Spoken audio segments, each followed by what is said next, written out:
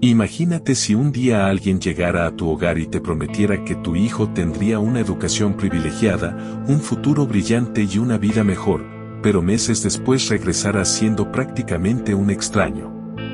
En la década de 1950, eso fue exactamente lo que ocurrió en Groenlandia. 22 niños fueron separados de sus familias como parte de un proyecto impulsado por las autoridades danesas. La idea era convertirlos en la élite que modernizaría Groenlandia. Sin embargo, el resultado fue una tragedia humana cuyas consecuencias aún se sienten hoy. Hoy te traigo a este canal la historia del experimento conocido como los pequeños daneses. El caso de los pequeños daneses. Un experimento que marcó a Groenlandia. Contexto histórico. Para entender esta historia debemos viajar a la Groenlandia de principios de los años 50. Groenlandia era una colonia administrada por Dinamarca desde hacía siglos. Tras la Segunda Guerra Mundial, el gobierno danés quería transformar el territorio y acercarlo al modelo europeo. Muchos funcionarios del gobierno danés y organizaciones no gubernamentales consideraban que la sociedad inuit groenlandesa estaba subdesarrollada y buscaban rediseñarla y modernizarla rápidamente. La solución que imaginaron fue formar una nueva generación de líderes groenlandeses, pero educados como daneses. Lo que parecía un ambicioso proyecto educativo escondía una decisión profundamente cuestionable. El plan. El experimento de los pequeños daneses, también conocido simplemente como el experimento o en su idioma natal el danés experimentet. Fue una operación danesa de 1951 en la que 22 niños inuit de Groenlandia conocidos como niños del experimento en danés, Experimenten. La Cruz Roja junto a la organización Save the Children, idearon un experimento para crear un sistema en el que niños groenlandeses serían llevados a la Dinamarca continental. De esta manera aprenderían danés y serían acogidos por familias danesas para luego regresar a Groenlandia como pequeños daneses. Se suponía que los niños serían seleccionados por sacerdotes groenlandeses según ciertos criterios, como tener alrededor de 6 años. Los niños no debían tener discapacidades mentales ni físicas y estos niños tenían que ser huérfanos. Pero al momento de la selección que se suponía que todos los participantes seleccionados serían huérfanos y tendrían alrededor de 6 años, los sacerdotes no pudieron encontrar suficientes niños que cumplieran los requisitos. De esta manera, como resultado de la selección, solo 6 eran huérfanos, y un niño tenía 9 años cuando comenzó el experimento. 22 niños groenlandeses fueron los seleccionados. A los padres se les explicó que sus hijos recibirían la mejor educación posible y regresarían para ayudar al desarrollo de Groenlandia. Pero nunca les contaron el verdadero alcance del proyecto. Una vez terminado el proceso de selección, el equipo partió de Nuuk, capital actual de Groenlandia, en la fecha de mayo de 1951, llevando consigo a los 22 niños inuit groenlandeses. 13 niños y 9 niñas. El viaje a Dinamarca. Pronto llegaron a Copenhague, Dinamarca. Era la primera vez que muchos abandonaban Groenlandia. Entre ellas estaba Halin Thyssen, una de las niñas, quien nunca había oído hablar antes de Dinamarca. Después fueron trasladados a un llamado campamento de vacaciones para luego ponerlos en cuarentena por temor a que portaran enfermedades contagiosas.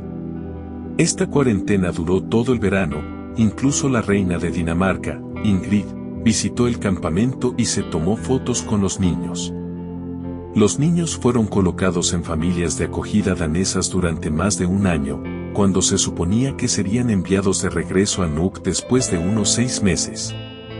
En las casas de acogidas aprendieron el idioma danés y olvidaron su lengua materna, el Kalaallisut. Debido a que solo tenían permitido hablar danés, también comenzaron a adoptar costumbres completamente distintas. El objetivo era que dejaran atrás su identidad cultural para convertirse, prácticamente, en ciudadanos daneses. El regreso más difícil. Después de aproximadamente un año, 16 niños regresaron a Groenlandia, mientras que 6 fueron adoptados por familias danesas. Sin embargo, el regreso estuvo lejos de ser un reencuentro feliz. Muchos ya no hablaban groenlandés. Tenían dificultades para comunicarse con sus propios padres. Algunos ni siquiera reconocían su antigua forma de vida.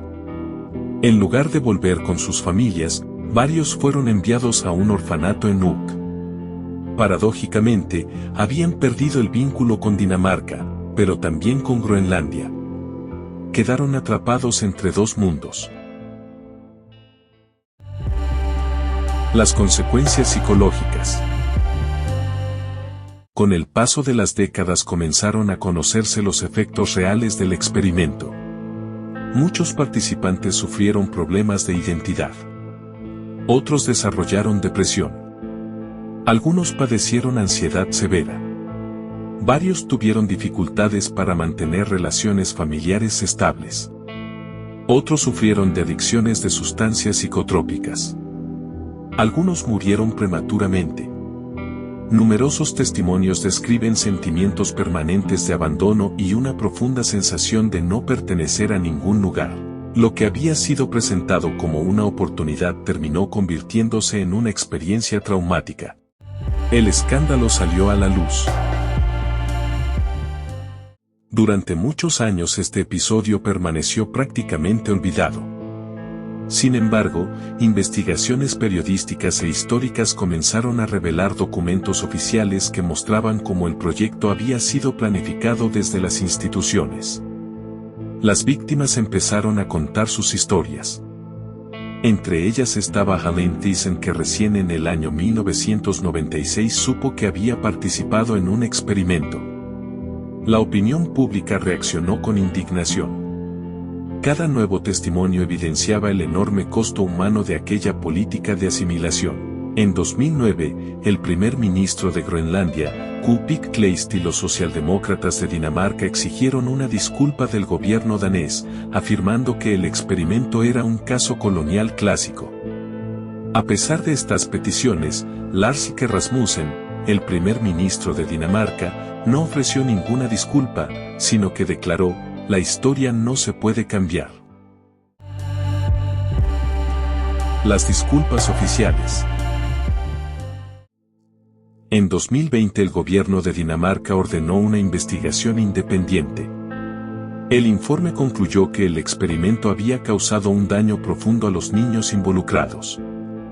Al inicio del 2021, tras esperar el informe, el gobierno de Dinamarca y su primera ministra, Mette Frederiksen, se disculparon oficialmente por el experimento de los pequeños daneses. Para cuando ocurrió esto solo quedaron 6 supervivientes del experimento, entre ellos Helene Thyssen, que entonces tenía 76 años y había sido defensora de su reconocimiento oficial.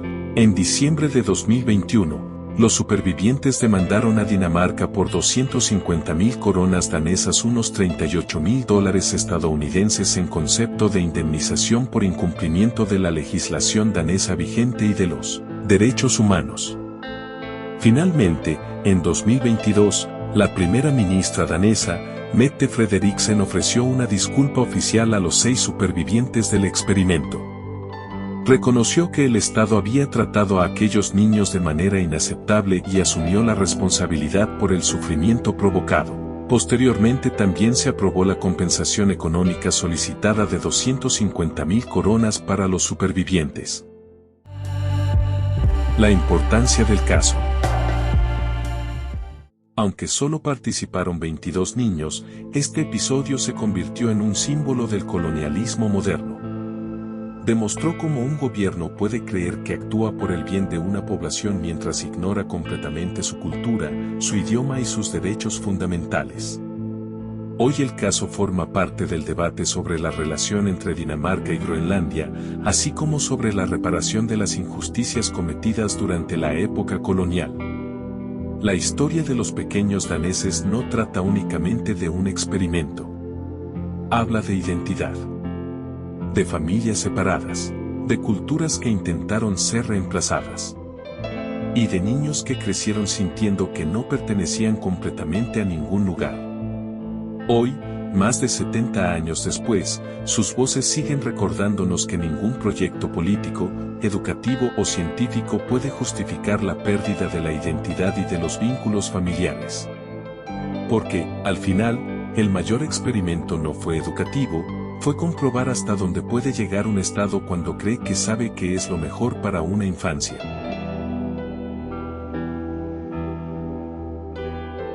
Si te interesan los misterios, los casos reales y todo lo referente a los países nórdicos, suscríbete al canal y activa la campana para no perderte los próximos videos.